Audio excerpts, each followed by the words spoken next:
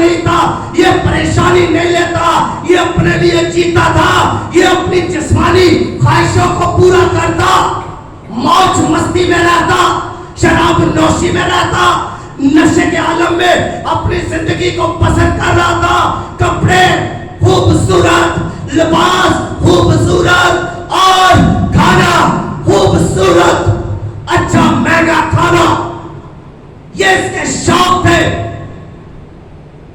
مگر اس زمین پر اس کا فیصلہ کیا ہے؟ یہی اس کا فیصلہ ہے کہ اچھے کپڑے پہنوں گا، اپنے لیے جیوں گا، غرور سے جیوں گا، شوق سے جیوں گا، روب سے جیوں گا، اور دنیا کے ہر مزے کروں گا، دنیا کے ہر طرح کے برے کام کروں گا۔ یہی اس کا فیصلہ تھا اور یہی یہ کر رہا تھا۔ اس کے اندر کوئی حلیمی نہیں تھی، کوئی راستی نہیں تھی، کوئی خدا کی محبت نہیں تھی، کوئی ترس نہیں تھا، کوئی رحم نہیں تھا۔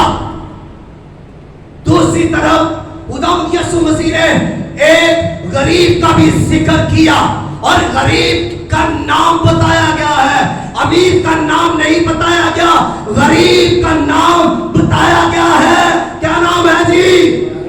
لازر غریب آدمی ہے، نسوروں سے بھرا ہوا ہے، زخموں سے تار تار ہے اور بھوکا ہے، اس کو آرزو ہے کہ اس کی میز سے گرے ہوئے ٹکڑے کھا لے۔ آرزو ہے، میز کے اوپر سے نہیں، میز کے نیچے گرے ہوئے ٹکڑوں کو کھانے کی آرزو ہے۔